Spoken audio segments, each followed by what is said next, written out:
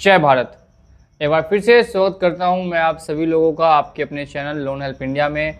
और आज के इस वीडियो में बात करने वाले हैं कि क्या क्रेडिट कार्ड का बिल आपको भरना चाहिए कि नहीं भरना चाहिए।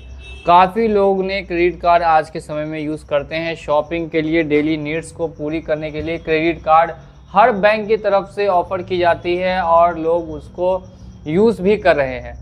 तो कैसे पता करें कि अब आपको क्रेडिट कार्ड का बिल भरना है या बिल नहीं भरना है, और साथ ही साथ में जो आपके मन में डर है कि अगर आप बिल नहीं भरते हैं तो आपके साथ क्या होगा, ये भी बात करेंगे आज के इस वीडियो में।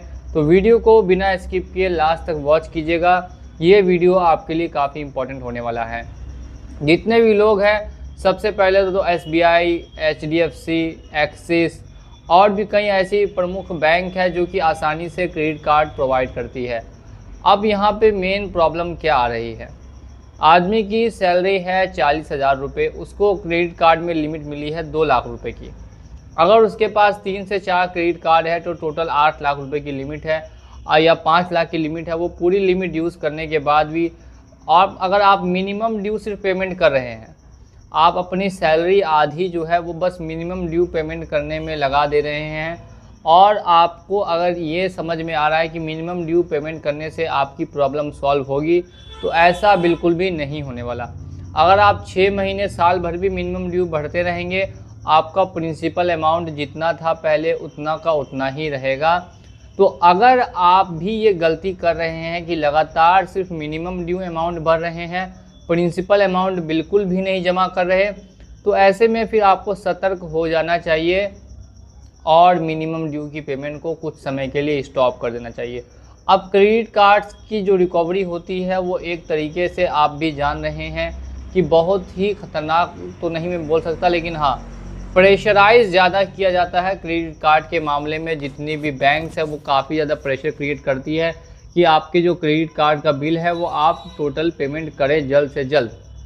अगर आप मिनिमम ड्यू मान लेते हैं 6 महीने से लगातार भर रहे हैं, अब आपने मिनिमम ड्यू नहीं भरा, तो इस महीने का जो अमाउंट था वो आपके पास बच जाएगा।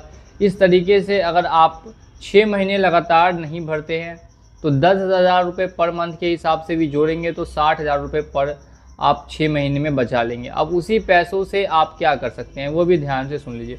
अब जैसे ही आप मिनिमम ड्यू पेमेंट करना बंद करेंगे, क्रेडिट कार्ड वाले आपको कॉल करना स्टार्ट कर देंगे और पेनल्टी चार्जेस लगाना स्टार्ट कर देंगे। अब कॉल्स और पेनल्टी चार्जेस से आपका जो अमाउंट है वो भी बढ़ेगा, प्लस मेंटल प्रेशर है वो भी बढ़ाने की कोशिश करेंगे। लेकिन आपके माइंड में पहले से क्लियर ये होना चाहिए कि आप कितने समय में पैसा बचा के या फुल पेमेंट कर पाएंगे, या फिर आप बस पेनल्टी हटा के बाकी जो प्रिंसिपल आउटस्टैंडिंग है वो पेमेंट करना चाहते हैं, या तीसरा ऑप्शन है कि आप सेटल करना चाहते हैं। सभी चीज़ें आपके मन में क्लियर होनी चाहिए। और अगर आप भी ये गलती करते हैं, सिर्फ और सिर्फ कार्ड को रोटेट कर रहे हैं, एक जगह से पैसा लेके दूसरी जगह डाल रहे हैं, दूसरी से तीसरी जगह, तो ऐसा आप ज़्यादा लंबे समय तक नहीं कर पाएंगे। एक ना एक समय ऐसा आएगा जब आपको समझ में खुद आने लगेगा कि जो आप गलती कर रहे हैं इससे आपका जो आउटस्टैंडिंग अमाउंट है, जो आपके ऊपर बोझ है, वो धीरे धीरे करके बढ़ रहा है। बैंक को सिर्फ आप पैसा कमा कमा के दे रहे हैं, आपके पास कुछ भी नहीं बच रहा।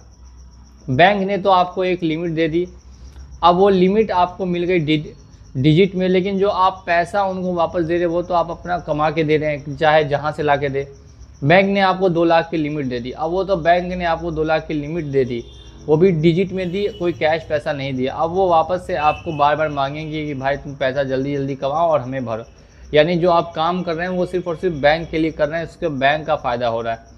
अब जो लिमिट मिली, क्या वो सच में बैंक के पास थी या नहीं थी, वो बैंक भी आपको नहीं बताएगा, और ये काफ़ी लंबी समय स्टोरी है तो मैं इतना नहीं बता पाऊँगा। अभी शॉर्टकट में मैं आपको समझा देता हूँ कि क्या करना है। क्रेडिट कार्ड का जैसे ही ड्यू होता है, आप तैयार रहिए इन चीज़ों के लिए कि कॉल्स वगैरह लगातार आएंगी। नोटिस की बात की जाएगी तो 3 महीने 4 महीने ड्यू होने के बाद 1-2 नोटिस भी देखने के लिए मिल सकती है। आर्बिट्रेशन की प्रक्रिया भी क्रेडिट कार्ड में की जाती है, जिसमें आप ऑब्जेक्शन भी डाल सकते हैं। अगर आपको मन नहीं है आर्बिट्रेशन कराने का तो आप ऑब्जेक्शन भी डाल सकते हैं। क्रेडिट कार्ड को मिनिमम 10% तक पे सेटलमेंट किया जा सकता है, लेकिन जो एवरेज है वो 25 से 35% के बीच है।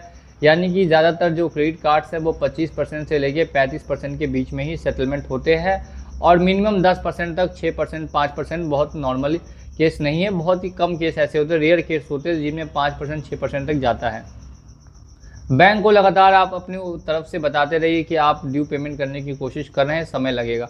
2-3 बैंक्स के मैं ऐसे नाम लूँगा जो कि रिकवरी के लिए बहुत ज़्यादा परेशान करते हैं। पहली बैंक है वो है एयू बैंक, दूसरी बैंक है वो है आरबीएल बैंक जो कि सबसे टॉप मोस्ट है, जो सबसे ज़्यादा परेशान करती है क्रेडिट कार्ड या पर्सनल लोन में। तीसरा है आपको Kotak Mahindra bank, yes bank, ये कुछ ऐसी बैंक्स है जो कि क्रेडिट कार्ड जहाँ से आपने लिए होंगे तो ये बहुत ज़्यादा आपको परेशान करेंगे। इनके अलावा भी है 1-2 आईडीएफसी है और भी कुछ छोटी मोटी बैंक्स है जो कि परेशान ज़्यादा कर देती है। इसके अलावा एचडीएफसी, एसबीआई, एक्सिस, पीएनबी, इन सभी से ज़्यादा प्रॉब्लम आपको देखने के लिए नहीं मिलेगी। तो अगर आप क्रेडिट कार्ड का मैनेजमेंट नहीं कर पा रहे हैं ठीक से तो इस बात को ध्यान में रखिए कि एक ना एक दिन आपको वहाँ पे स्टॉप करना पड़ेगा। इससे ज़्यादा सही ये है कि आप आज ही स्टॉप कर लीजिए और कल अपने फ्यूचर को सेव कर लीजिए। और एक बात मेरी ध्यान से समझ जाइए कि अगर आप पैसा नहीं देते हैं तो आपका सिविल बस ख़राब होगा, बाकी आपके ऊपर केस, एफआईआर या ऐसा कुछ आप सोचते हैं कि जेल वगैरह हो जाएगी, तो ऐसा यहाँ पे कोई प्रावधान डायरेक्टली नहीं दिया गया है। तो इन चीज़ों से आपको घबराना नहीं है। और अगर कोई दिक्कत आ रही है या कोई सवाल है आपके मन में तो आप कमेंट कर सकते हैं या ऊपर दिए गए नंबर पे हमसे पूछ भी सकते हैं। नंबर दिया गया है 8789060432, जहाँ पे आप हमें व्हाट्सअप कर सकते हैं। अगर आपको क्रेडिट कार्ड से, पर्सनल लोन से या किसी और अदर तरीके से प्रॉब्लम आती है तो आप वहाँ पे हमसे पूछ सकते हैं। इसी के साथ मैं वीडियो को समाप्त करना चाहूँगा। मिलूँगा अगले वीडियो में बहुत जल्द। जय हिंद।